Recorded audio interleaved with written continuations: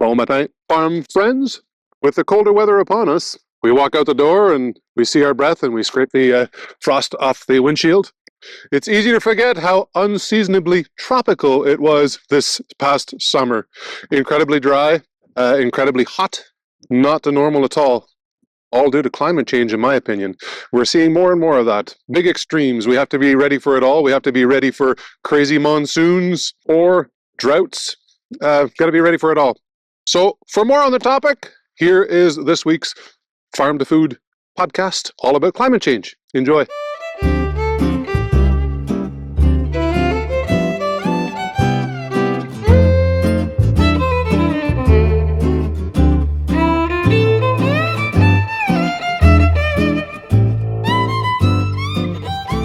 Welcome again to the Farm to Food podcast. I'm Hugh Maynard, publisher of the Glenelm newspaper, the team that brings you this podcast. The theme of this episode is weather and climate. Weather has always been a big factor for farmers. Too hot, too cold, too wet, too dry. Not to mention extreme weather events, such as the early frost that occurred in the valley at the end of September, and of course at the wrong time. The uncertainty of weather patterns has changed with the overall change in climate in the last 50 years. South of Montreal, near the New York border, the Chateauguay Valley has seen less snow and more freezing rain, and the killing frost is now 2 weeks later than it was, except this year, of course. Less predictability, more uncertainty.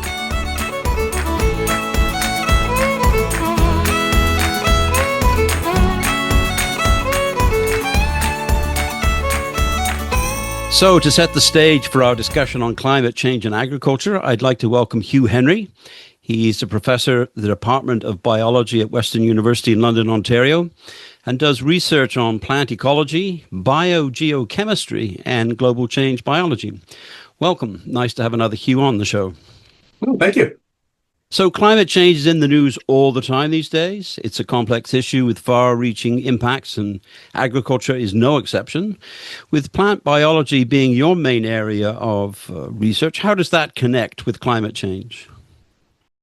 Well, I think in two big respects, regardless of whatever plant you're studying, whether it's a wild plant or a crop, they're very much tuned to their environment, let's say with respect to the timing of when they do things and what they can tolerate.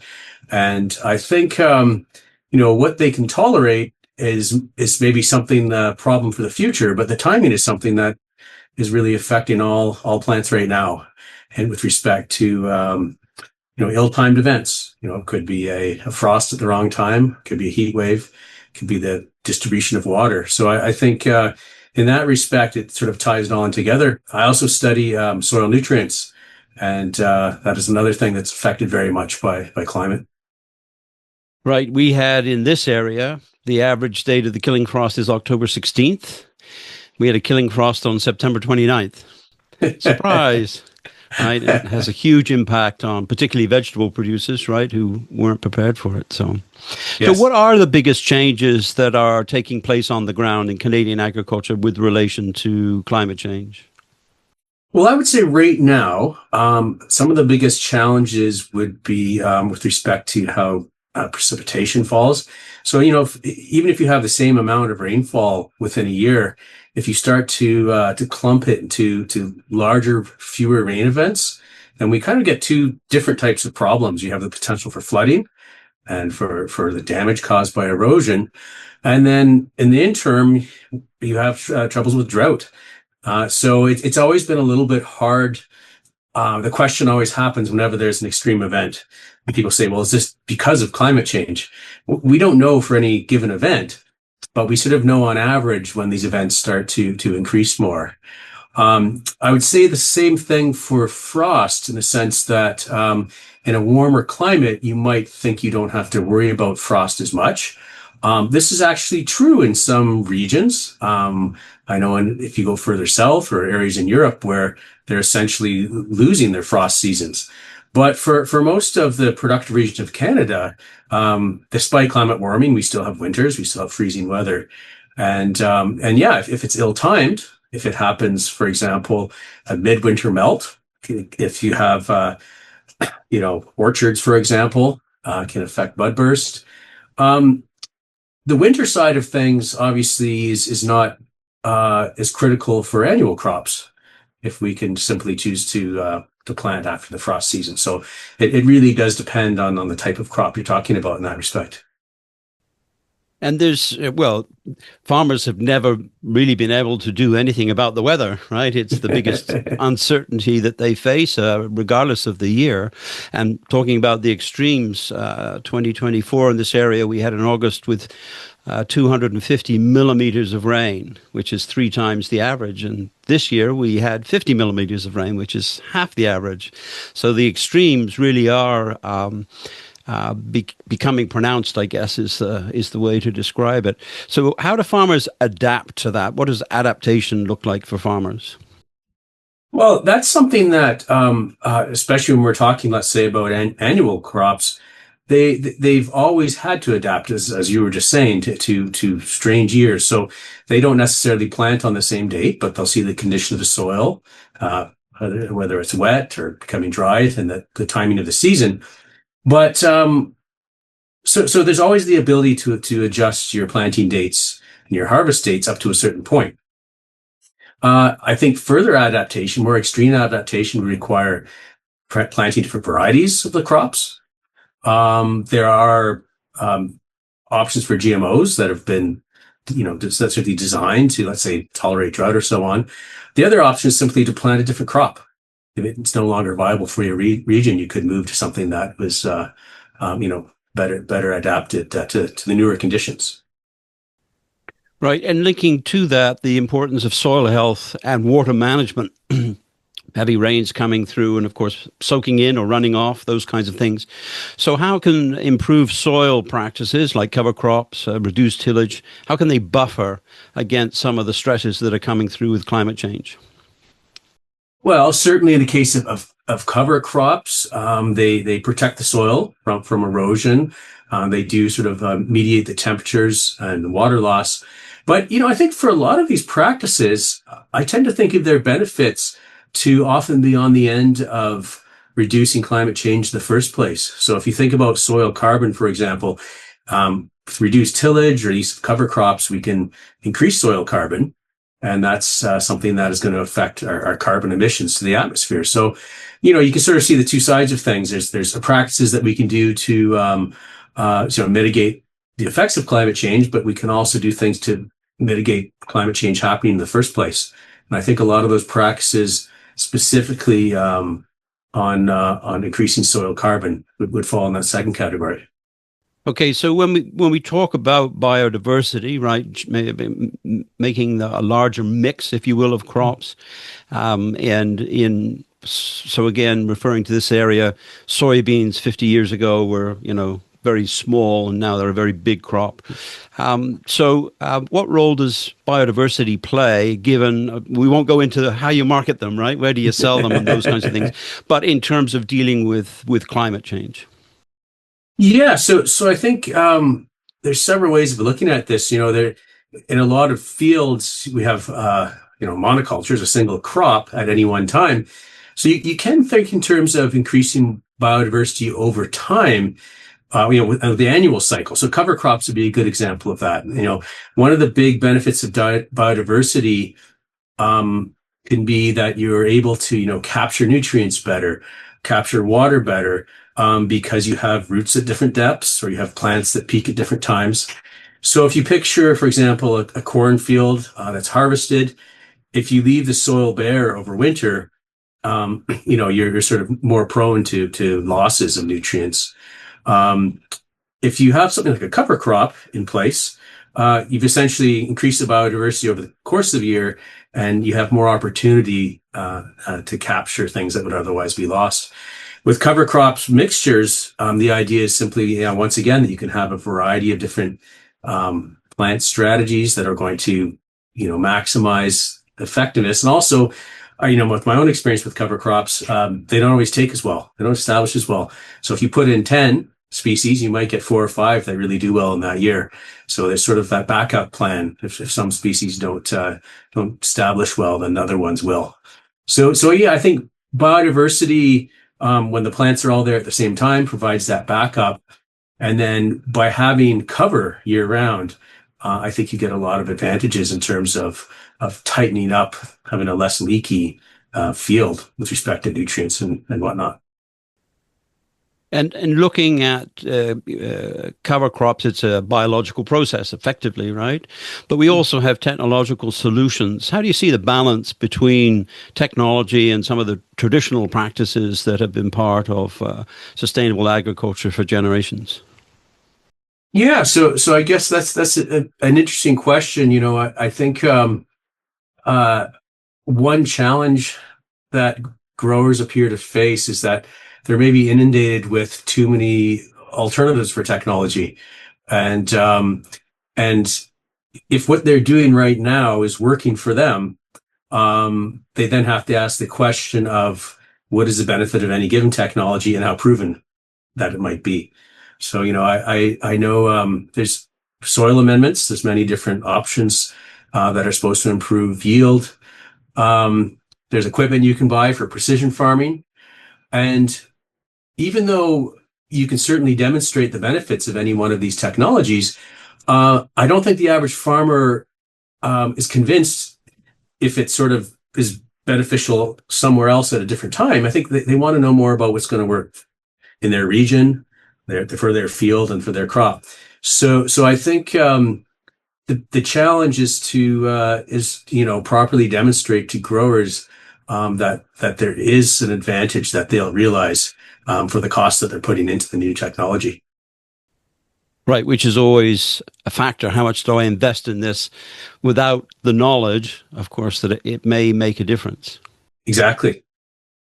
And I think when it comes to that knowledge, it does have to be specific to them, and that's something that's very important because you have a lot of research going in to these questions, but if it's done out west, they want to know if it works out east and whatnot. Right. And also the timing of it is that farmers are living year to year, right? What's the crop this year? I got to order seeds now for next year. So in terms of the adaptations, the innovations that you're looking at in your research, what's the timeline, do you think, that some of these will be coming out or providing knowledge or solutions that farmers can use? Well, I think in many cases, the technology is already something that could be applied. I think there is that lag with respect to the adaptation. But when it comes to, let's say, something like so when you talk about plant yield, for example, if you're talking about annual crops, you can actually have something that could work in the short term. The soil carbon, though, is sort of the trickier one. There's ideas about how to increase carbon capture in soils. And that's something which it takes longer to see the benefits, quite literally to measure the benefits, but also for it to be an actual advantage in terms of the soil health. So we're talking at least decades often when we're talking about carbon and soil health. It's not an overnight change. And so it's probably we always like to ask this question: what's the one thing, right? To focus in on the discussion. Climate change is pretty broad. What comes to mind that would be the one thing that would enable Canadian agriculture to be more climate resilient, or things that farmers could, would it be soil health? Would it be innovation? Would it be technology? Where should the focus be to make the most progress? Well, yeah, I tend to think in terms of efforts we could make to reduce climate change in the first place would be where we have the most to gain. And of course, that's moves far beyond that of agricultural practice. It has to do with our whole society. When it comes to the actual effects of climate on agriculture, this is sort of something that would become progressively more of a challenge over time. So we're already seeing the initial stages of climate change, but the effects are expected to intensify. There's the idea of sort of reaching a threshold or tipping point where things, the systems don't function as well. So I think, what we can do today would be to minimize the downstream challenges. But when it comes to actually changing our practices, that becomes more and more of a challenge decades down the road. It's starting to become a challenge right now, but I think it starts to become a much greater challenge, 20, 30 years from now, when those effects intensify. Right. So if you could summarize that to wrap this discussion up, what should Canadians understand about climate change and how that links to the food on their plate? Is there something that can they buy local? Can they buy different? Do they need to have a climate change, check mark on the food that they buy? How could they get involved in this process? Yeah, that's really tough, especially when affordability is another issue. I think just having an understanding that food doesn't actually come from grocery stores. There's something that I know with young children that they often quite literally think that it does. So just for people to understand how everything's connected, and to know where the food's actually coming from, and how our actions and how climate are then going to affect that. So I think the problem now with the way that we tend to approach food is we're disconnected from the production and those types of realities. And so that would speak to more awareness, more engagement, farmers markets, tours, demonstration days, I suppose those kinds of things that would enable the consumer to be able to get a better understanding. Oh, certainly. Yeah. No, I think having it, and that's something which I think, what's really nice about working with growers is, that's something they experience every day. And it's sort of that intuition, that connection with what's going on with their soil, what's going on with their crops, and so it's obvious to them, but it's become a situation where it's sort of an abundance of information for them and sort of a disconnect for others. So I said, creating more exchange and awareness between those groups of people who grow food and who don't. It's a great idea for that. Yeah. So you've spent your career studying the intersection of climate and the land in general, right? Plants and yes. So do you see signs of hope outside of the whole resolution of reduction, but the adaptation aspect of it? What gives you hope about how Canada's farming community is being able to respond? Well, yeah, as I just said, it's something that farmers have been dealing with climate as a challenge forever, as you were pointing out, and so I just think it's a matter of dealing with the challenges moving beyond our historical context of so we're used to dealing with good years and bad years, but it's questions about what you can do when the whole system changes. One example I recall from the last few decades was in Japan. There was a shift in terms of the winter storm patterns. And it's the island of Hokkaido where they actually grow a lot of similar vegetable crops that we do here in Canada, because it's much colder there than the rest of Japan. And what happened historically is there would be frost kill of weeds over winter. But when they started to have more winter snow, it created an insulating layer, and the weeds and the crop from the previous year wouldn't get killed. So they'd have a problem, for example, with volunteer potatoes. These would be the potatoes from the previous year's crop coming up and interfering with the new crop. So their solution, which is maybe not very practical for some of the fields here in Canada, was simply to shovel the snow off their fields in furrows to allow the frost to penetrate and move it back again. Yeah, so as I say, that's probably more of a regional solution, but there's an inherent creativity that people have when they understand their fields and what's happening. Right. It's I don't think we're going to be shoveling too much snow off of our fields, but it highlights how what do we do? How do we do this? I've had my students do it, but not on a large scale. Could we get some students out in the fields with the farmers? Maybe. I think the area would be limited. Yeah. Okay, that's great. Thank you very much, Hugh. Yeah, thank you. Joining us now to talk about weather and climate change in the valley is Sarah Rennie, news editor for The Gleaner. Sarah, what's the weather like right now? Well, right now it's actually a beautiful day. It's a gorgeous fall day. But because we're at the end of October here, everybody's got their minds set on set on Halloween, and it's looking like this year it's going to be cold and it's going to be wet and it's going to be a challenge because parents last year got away with a 25-degree Halloween and kids in just plain costumes, and this year they're going to have snowsuits on underneath again. Which is what we're here to talk about, how the weather is bouncing around all over the place. Mm-hmm. So we definitely saw it this year. We saw the farmers, again, wet spring, dry summer, and now we're starting to learn about harvests, and it sounds like the harvests are medium or they're average, which is not good, but it's not bad either.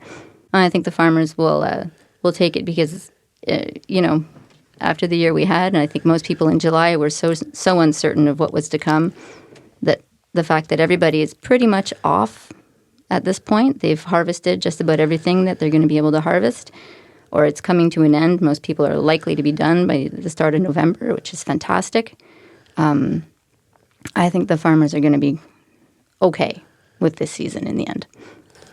And average is obviously much better than extremes because then you either lose everything or you might gain everything, but average is in the middle. You've been talking to some local farmers about weather and the climate. Yeah, so I was chatting with Sheldon Grant, who's a sixth-generation dairy farmer in Hinchinbrook. He lives right next door to us, so we get a good look at his crops. And they've been saying, we've been watching them go with the tractors late at night, early in the morning, and we've noticed that they're pretty much finished harvesting, and he said that they're almost done, and they're turning their attention now to cover cropping before the extreme cold sets in. So cover cropping is something that they've adopted on their farm to improve the health of their soil and its resiliency. It's kind of an adaptation to climate change because weather is something farmers deal with every day, right? Like rain and hail, everything else. But the climate, or more importantly, climate change, is how weather fits into that trend. And so this year is a season of extremes. We've already talked about it.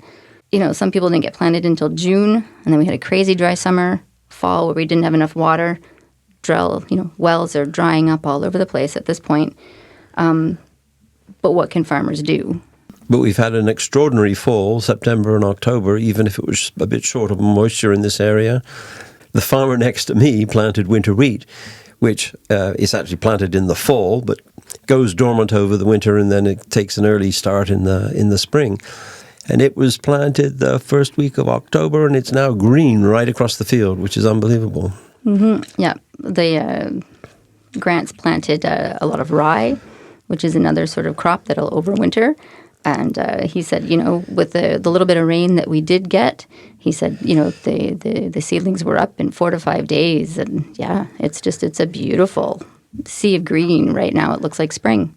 And of course, cover cropping is incredibly important as far as adaptations to the climate is concerned because it does protect the soil.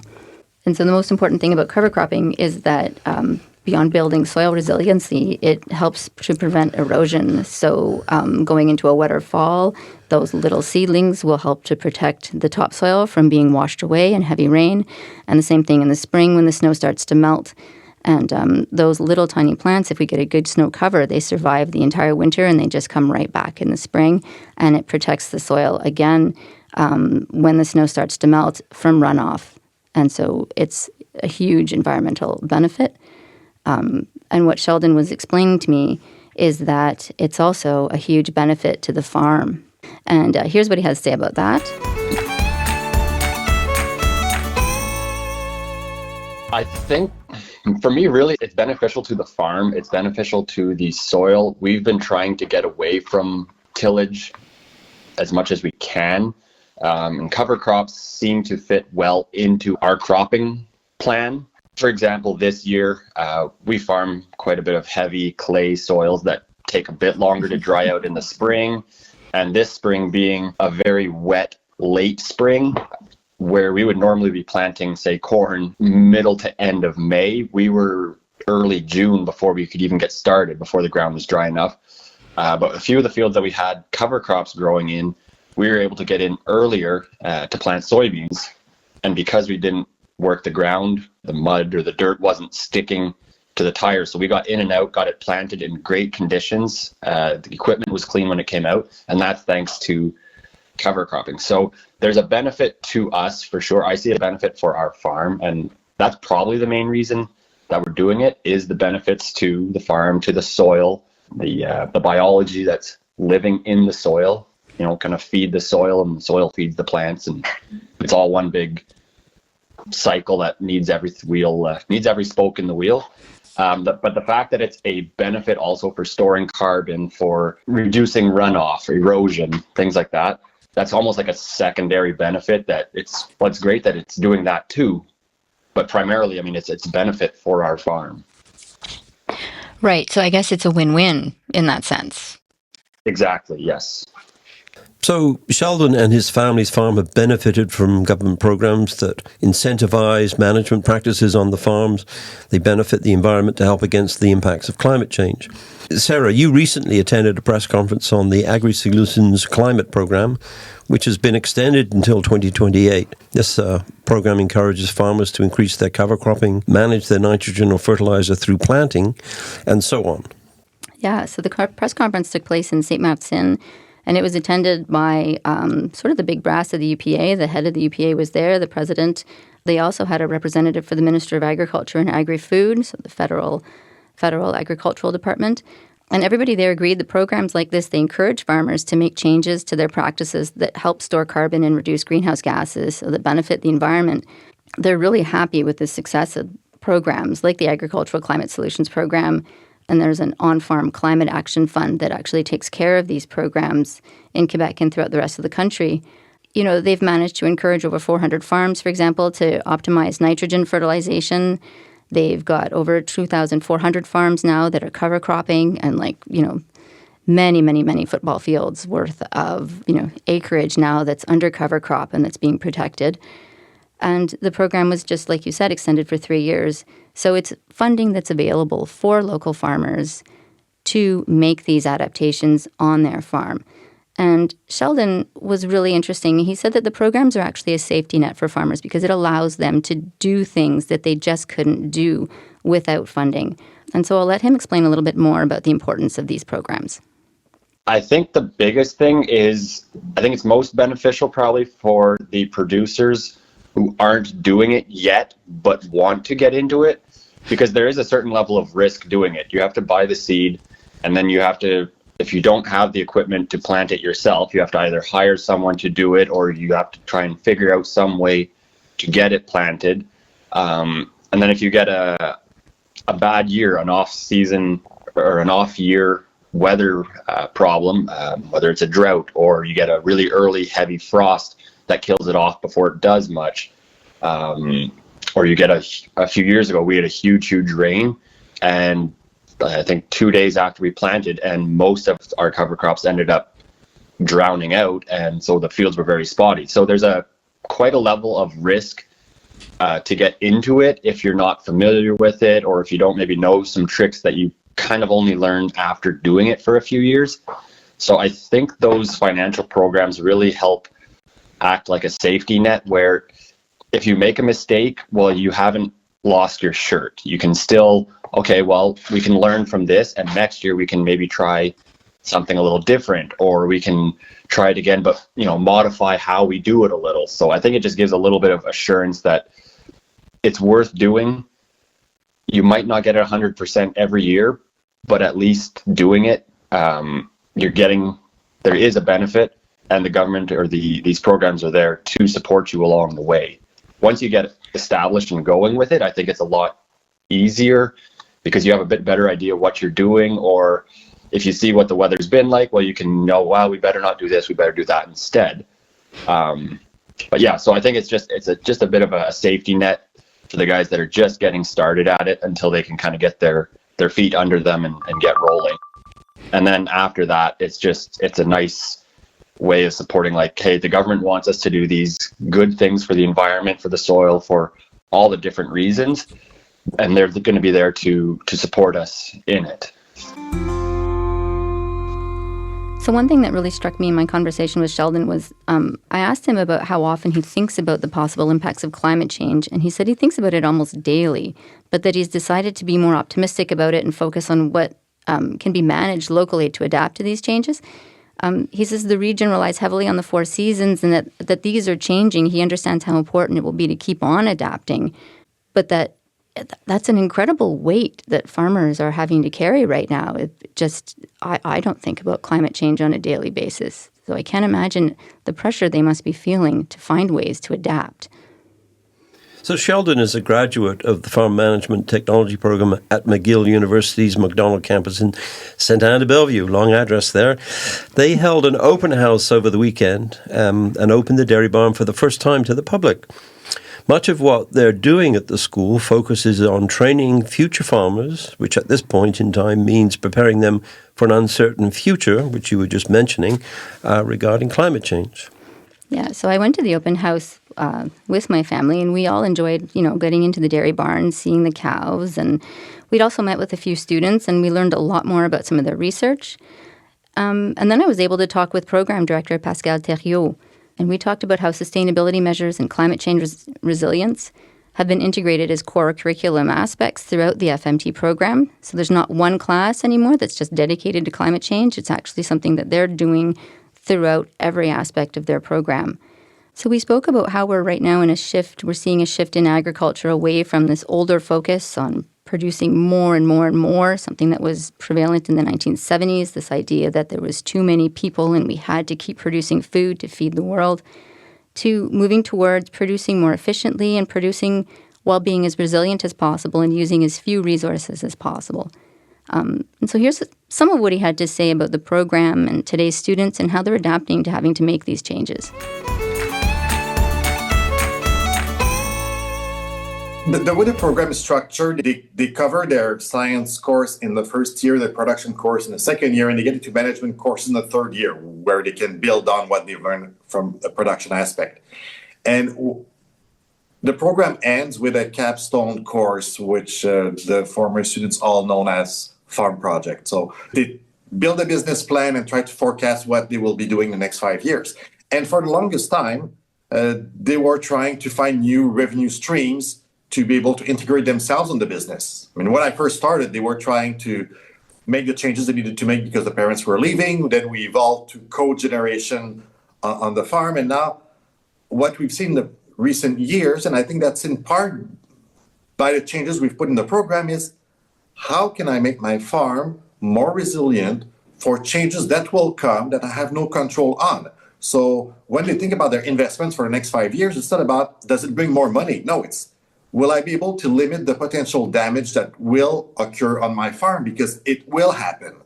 And I think, well, in a way, unfortunately, but it is a good thing that they think like that, because when you work with nature, you have to make long-term decisions. And when you're 19 years old, making long-term decisions often is a 6-month span, when they can actually think saying, I won't make money with that plan for the next 5-10 years, but ultimately, should it happen, I'll be ready.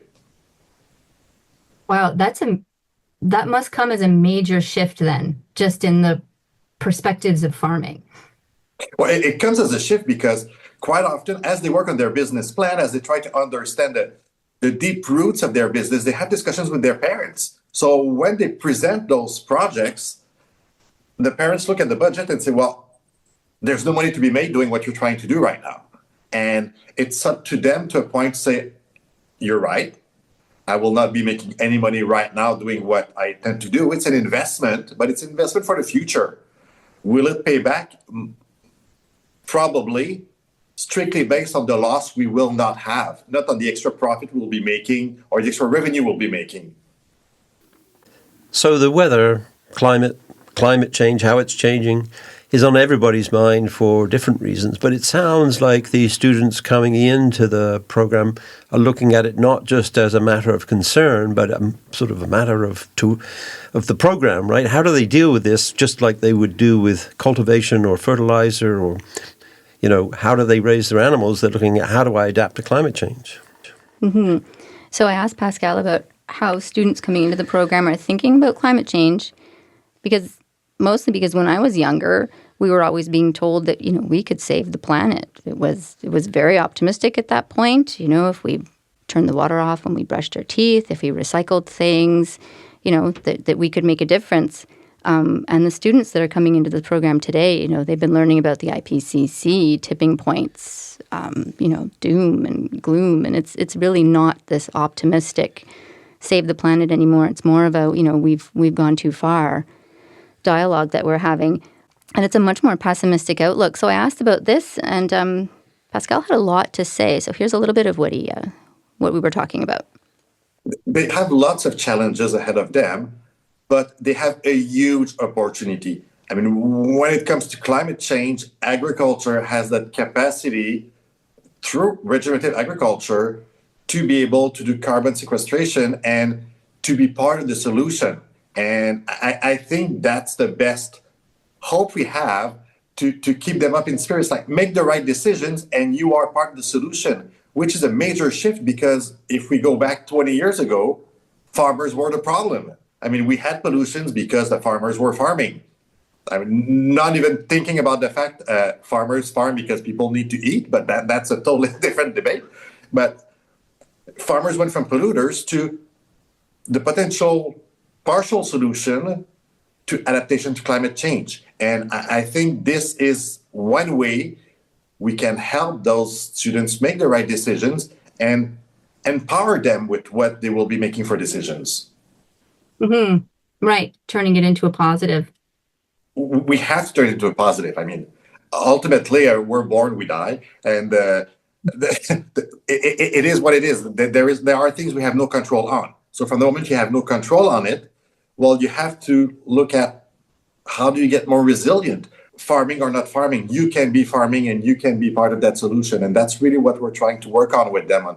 Make the right decisions. Maybe it's short term, maybe it's long term. Because in some case, they can make short term decisions that will have a direct impact because of the way the farm is set up. But sometimes it is something that will be long term, that they will see a return 5-10 years down the road, or if there's a major climatic event, which we all hope will not happen. But regenerating soils take a long time. And so when you take some like geological time frame and try to bring them back on human scale, not everything is renewable. This was a fascinating conversation. I hear a lot of kids from the Valley go to the FMT program and they come back, and we're starting to see them making those changes on the farm, and we're starting to see them taking over farms at a younger age now too, I'd say. And the way we train the managers is different too. I mean, we know there's a generalized labor shortage. We know in many cases farms are getting larger.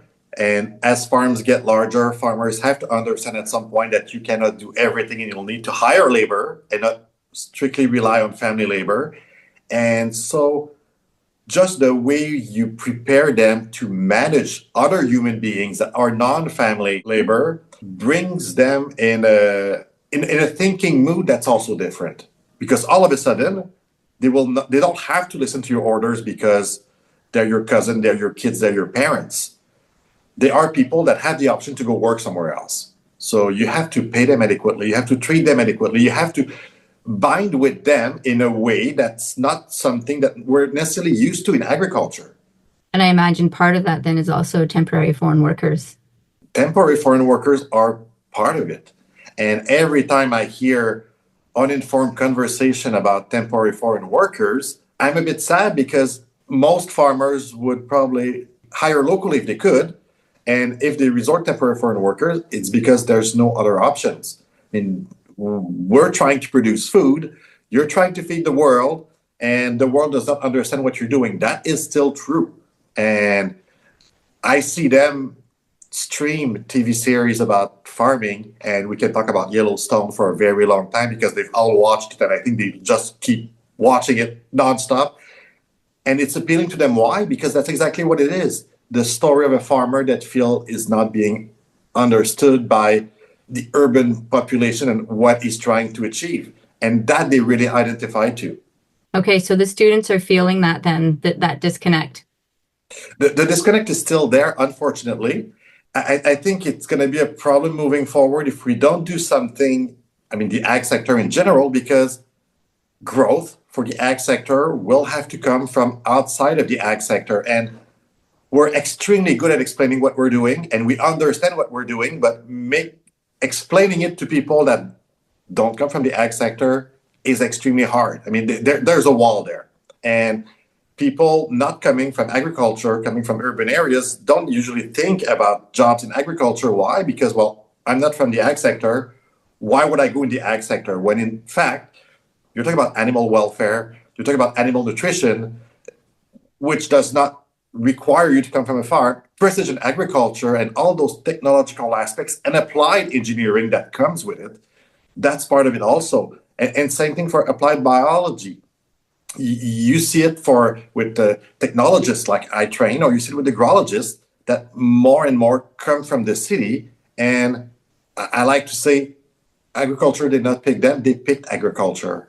And we have to give them a chance because, yes, of course, on day one, they might not know what's a PTO and why it's dangerous, but give them a chance to learn and give them a chance to explore and ask those, what sometimes we call the stupid questions, because to you, it's obvious. To them, it might not be obvious, but they have a different skill set that we can apply, and I think that we can help and we use to grow the ag sector even faster. Yeah, well, I would imagine, something like drone seeding, the idea for that maybe didn't come from agriculture because it's so, that's movies. That's something, that coming from a small farm community, it's hard to imagine, it's hard to believe. And yet this summer we watched it. It was happening in fields in the valley. Oh, and for the last 2 years, we've actually had drone seeding done here at the Macdonald campus farm, and we made sure that FMT students would be able to see it and would talk with the drone operator so that he could explain why he's doing it, what are the benefits of doing it, what are the shortcomings of doing it, so that, it's not magic. You have pros, you have cons of doing drone seeding, but they need to hear it, and so they can ultimately make better decisions if they decide to go with it. And one other thing we've been doing for quite a few years, in their precision agriculture course, they're matched with the undergraduate bioresource engineering students. So the course is taught to both the FMT students and the undergraduate students at the same time. Expectations are not the same, but the prof that's giving that course actually really loves it because I can throw any calculation possible to the bioresource engineering students, they'll get through it. But I'll talk about a concept, and I know the FMT students will understand what I'm talking about because they're much more applied, they're much more exposed to the reality of farming, and so their strength in the course because they actually help the undergraduate students understand why they're doing those calculations. That's fascinating. So you're building partnerships in between different sort of backgrounds and realities. And we're trying to do the same thing with the animal science courses, where we could have our animal science researchers more involved with the FMT courses and explain what they're doing for research and what it could bring to farming, because we do our researchers here, we see our researchers here, and we don't always understand why they're doing it, or when a researcher does fundamental science. If I'm a farmer and I look at a researcher explaining to me fundamental science and what they're doing and what they're looking at through their microscope, it doesn't change what I'm doing tomorrow morning. So I want those researchers to be able to explain to those future farmers why they're doing it, what they're trying to achieve by doing that. And maybe their research is just the first step of a 10-step process that will yield to better farming or better resilience or better feed conversion that will reduce environmental impact if you're talking about animal production, for example. Right. So all of this then feeds back into the conversation we were having about climate change, in the sense that these are all probably adaptations that will, as you said, be better for the environment. It is. And if I can make a parallel to that, a few weeks ago, the Ontario government announced a $41 million investment in animal feed research. And many people, the comments I saw were about, why do we still invest in animal research when animal farming is one of the reasons we have climate change in the first place? And that's the explanation I was giving. It's not about producing more meat. We produce more meat than we need right now. It's about producing meat in a more efficient way to be able to reduce environmental impact, because you know what? People still eat meat. So if you start with that basic assumption that people still eat meat and they will still eat meat, how do we produce it better? That is the focus. Whether we talk about animal production, we talk crop production, or even horticultural production, how can we produce better? And moving forward, that's the direction we have to take. We produce more calories on Earth than we need to feed the whole planet. So there's a food distribution problem, there's a food conservation problem, and there's a resource use problem. And that's on the resource use that we try to focus. That was Pascal Thériault, who's the director of the Farm Management and Technology program at Macdonald campus of McGill University in St. Anne de Bellevue. We've also talked a lot about some of the more challenging sides and the need for adaptation, but when it comes to climate change, there are some positive things, some benefit things. They're quite peachy, aren't they? Yeah, we can grow peaches. And so anybody who likes those, little golden fuzzy treats, it is possible now to grow them in this area in Quebec. And, 15 years ago, that would have not been possible. So I spoke with Justin Denis, who is more of an apple producer at Pomibec Orchards in Franklin, but he started planting peach trees about 10 years ago. The first ones all died. It was kind of a failure. And then, but he kept going, and he insisted that at some point, because we were in a zone 5B, it should work. And so he just kept growing them, and he kept replacing them. He's got about 100 peach trees, and every year some die, and every year he replants them. But for the last few years, he's had a harvest, and they're delicious. They're tiny. They're not as big as Niagara peaches, but they're just as juicy, and they are absolutely a treat. Now, that's an optimist. Mm-hmm. Yeah. So the trees are super sensitive. The buds die at about -25. So if we have a colder winter, the chance of getting a harvest is not very good. But the trees themselves will die at -35. So if we have a really cold winter, it spells disaster for his peach harvest. But we're having less and less of those kind of nights.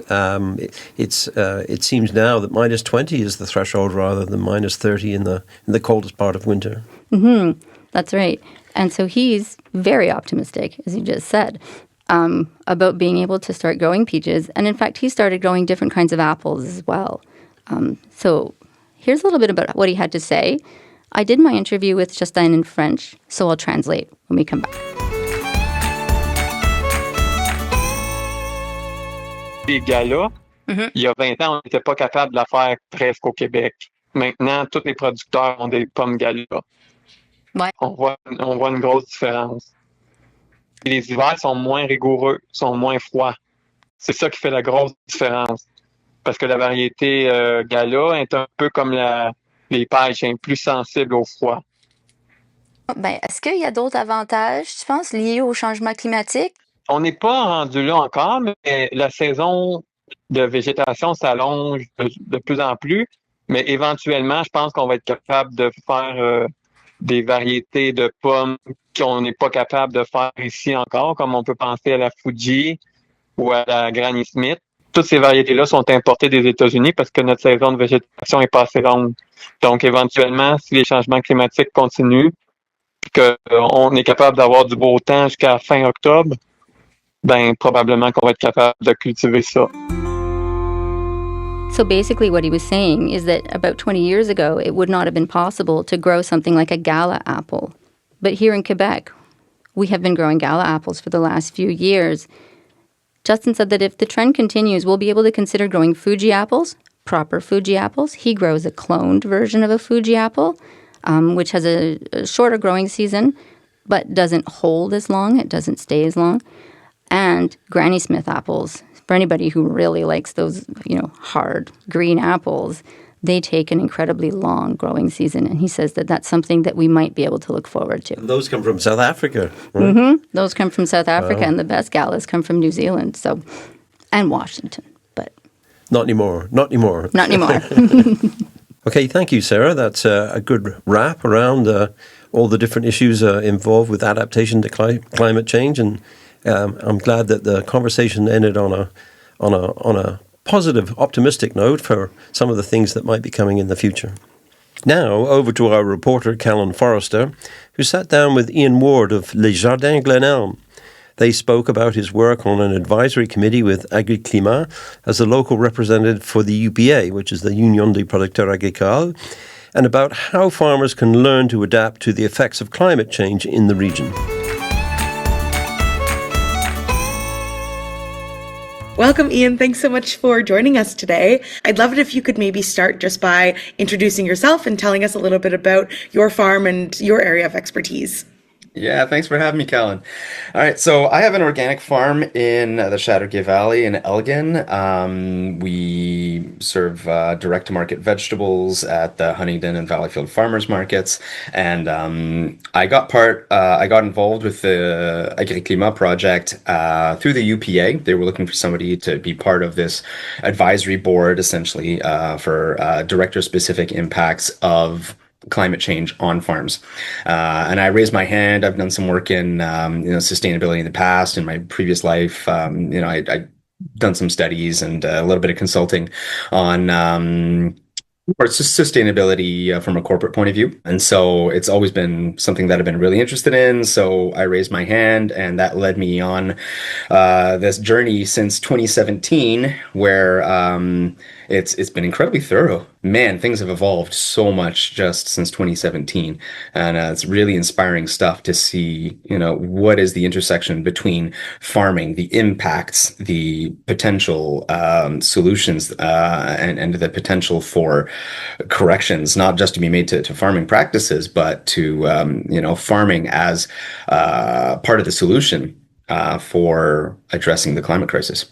For sure, yeah. And I think it's really cool that Agri-climat is like a Quebec organization that works directly with farmers to help support them and give them the tools that they need to be involved in that conversation. I'd love to know a little bit about the sort of results that you've had from working directly with farmers through this. I believe it was an advisory committee that you were on for Agri-climat, right? Yeah. So Agri-climat is, it's a group of experts, first of all, that are combing through the climate data, making it very sector specific. So as a vegetable grower, that's where I was involved. So they would present us the climate impacts, the evolution of the climate, what they're expecting in 2035, what they're expecting in 2050. How is this going to affect vegetable farmers? And so I could say, if things get hotter, if things get drier, the plants get more stressed, I'm going to have a harder time growing lettuces. They're going to flower. Instead of just putting out leaves, they're going to put up a flower, and the lettuce gets bitter and it's unsellable at that point. Same thing for bok choy. Same thing for a ton of plants that we grow regularly because we're used to having a temperate climate, even kind of a cold climate. And by 2035, we're going to have more trouble doing that. Already we're starting to see the impacts of that. And so Agri-climat went through every sector, and there were people around the table, farmers from every sector, the dairy sector, pork, grains, cash cropping, syrup, all the major sectors of agriculture. So we could reflect the experience of the farmers in the policy that's being created, specifically in terms of adaptation plans. So that's where we were being called to inform the policy, was the creation of these adaptation plans. Okay, we've got a really good idea of the climate change picture of by 2035 and by 2050, what the likely impacts are going to be, what the likely scenarios are going to be. And so how are those going to be problematic for each of the different sectors? And then further specifying not just for Quebec as a whole, but for the Montérégie. So I was on the Montérégie board, and I thought that was even more interesting because, the climate in Abitibi-Témiscamingue is not at all the climate in the Montérégie. We grow things that they don't grow up there. And so obviously the adaptations are going to be very different. So I see these as really, really useful tools for farmers, and the website's really well put together. They've got really short clips for people to get a really quick idea of what's going on, of their place in the solutions, really. That's amazing that they've been able to get so specific with having each sector in each region and how all of those have different challenges that they're facing and different solutions for that.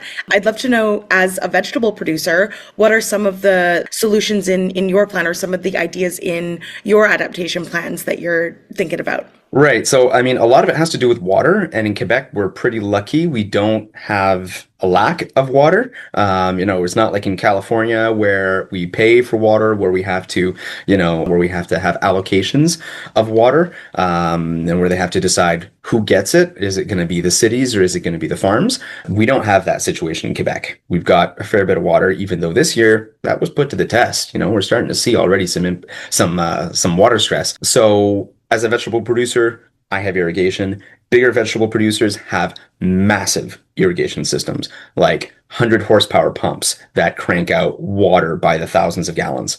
It's intense how much water vegetables actually take. So if the vegetables have easy access to water at all times, they're going to be a lot less stressed. So it does suggest that we're going to have to irrigate more. One thing that we got to keep in mind is that the scenarios that we were looking at were showing us that, yeah, we're going to have a longer growing season. We're going to be at least 2 weeks ahead. We're going to have at least a 2-week longer growing season for all kinds of crops by 2035. Now that's a positive, right? We get to grow sooner and later in theory. But the thing is, we're going to have more water in the spring and in the fall, like abundant precipitation. So whether we can actually get on the ground to take advantage of that is very questionable.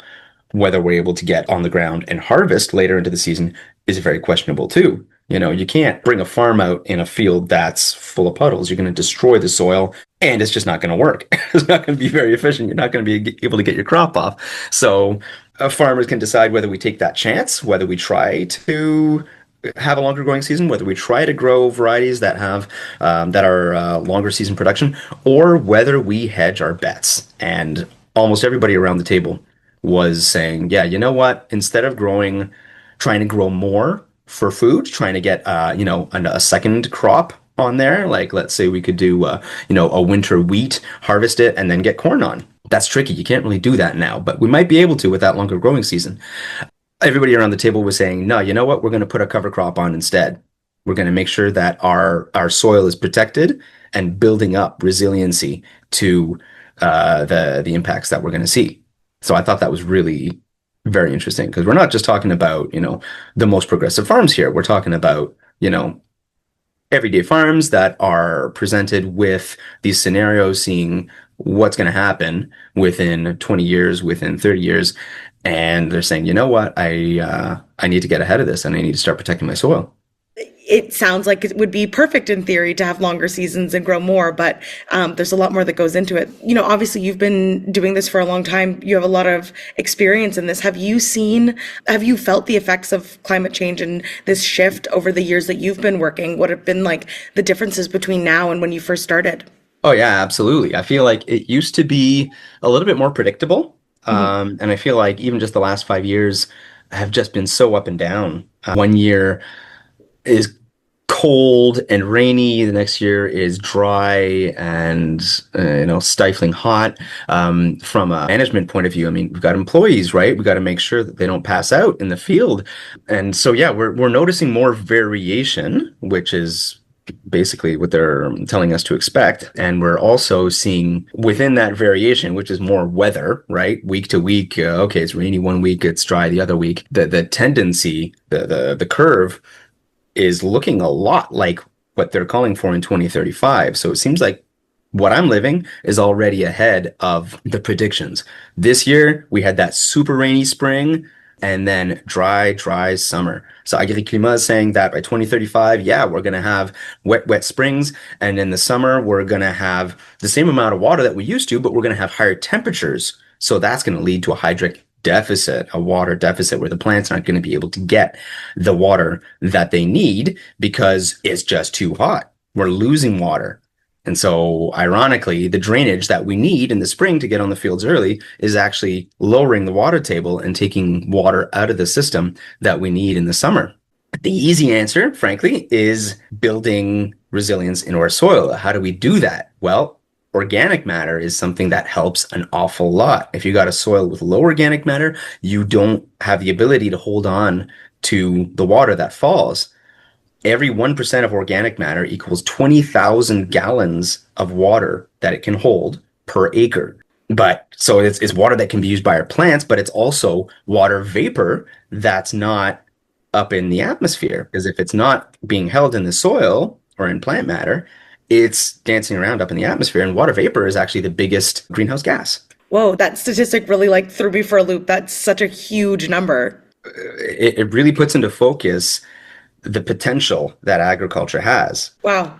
Is there anything else that you would like to add or share with the listeners? Yeah, sure. So I think there were two things. Please. One is, well, I guess one leads into the other. One is a quiz for you, if you don't mind playing along. Okay. What do you think is the number one source of CO2 emissions on a corn farm, on a cash crop farm in Quebec? Ooh. Is it A, manufacturing use of pesticides and fertilizers? B, the manufacturing and consumption of energy, so tractors, grain dryers, etc. Is it the transportation to bring the food to the grocery store? Is it the soil, or is it cow farts?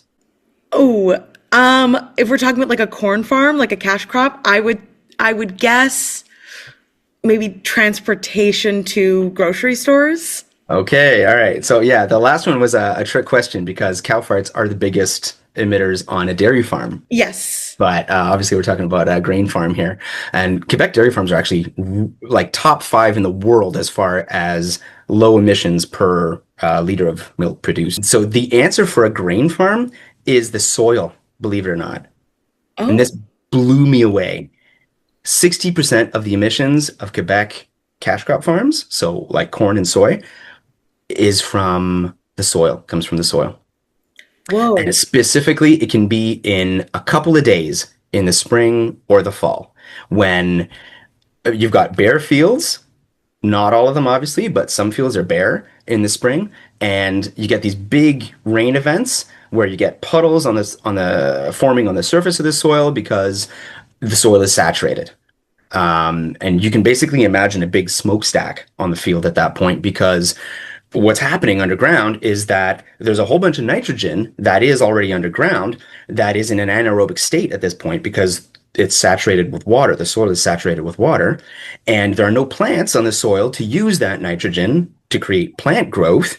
So it goes one of two ways. It either gets leached out through the soil or it goes up to the atmosphere. And the way it does that is through a gasification to nitrous oxide, which is 300 times worse than CO2. So it's when you compare that bare patch of soil to a soil that has green matter on it, a cover crop, usually, or hay or something along those lines, green growth, the nitrogen gets absorbed by the plants instead of going up in the air. Really, the biggest solution for farms is to get a cover crop on as soon as they can so that they have stable root systems that hold on to the soil structure, that hold on to the organic matter, that hold on to the nitrogen and can use it for plant growth instead of letting it go up. That's so interesting that like the solution is to plant more on top of it. Insane that soil, which is obviously like something that you literally need to have on the farm, is the thing that produces the most CO2 emissions. Yeah, CO2 emissions. Wow. So it's our biggest friend and our biggest enemy as far as CO2 production is concerned. Oh, and I guess the last thing is just that this is the farm to food podcast, right? So the food aspect of it is that in Canada we waste 58% of our food. 58?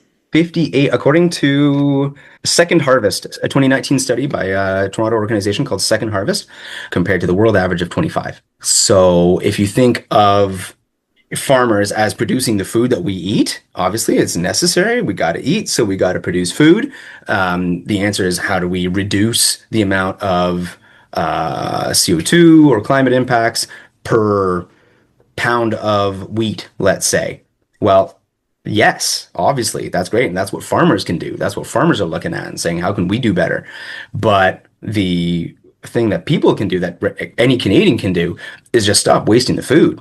Because, if farmers are bending over backwards to try and reduce, 10% of their impact, well, you can reduce a lot more than 10% of your impact just by wasting less food. Wow. Because every bit of food that goes into the compost, even if you're not throwing it out, even if it's going into compost, has a direct impact, because the downstream impacts or the upstream impacts are that energy had to be used to produce that food. That's an embarrassing number, to be honest. It's so high. That's kind of scary. So scary. Yeah. Well, thank you so much for sharing all of that today. I learned a lot. I love a pop quiz, so that was a fun way to wrap it up. Well, thanks so much. Thank you for joining us for this episode of the Farm to Food podcast. We'd like to thank our sponsors for helping to bring this initiative to life. The Livestock Breeders Association for our studio facilities at the Expo Ormstown Fairgrounds, and Quinn Farm in Notre-Dame-de-Ile-Perrot for promotional support. We'd also like to thank the Community Media Strategic Support Fund and the Government of Canada for their financial support, as well as the BEC program for their contribution to equip the podcast studio. This program is made possible by the volunteer directors on the board of the Chateauguay Valley Community Information Services, a nonprofit social enterprise with charitable status. We would love your support to keep this podcast going. Donations can be made at farmtofood.ca, and we can issue tax receipts for donations over $25. And, of course, our thanks to Farmer Phil, who opened up the show. Be sure to join us in 2 weeks for the next Farm to Food podcast episode. We'll have more interesting stories about farming and food from the land to your kitchen table. Thanks for listening.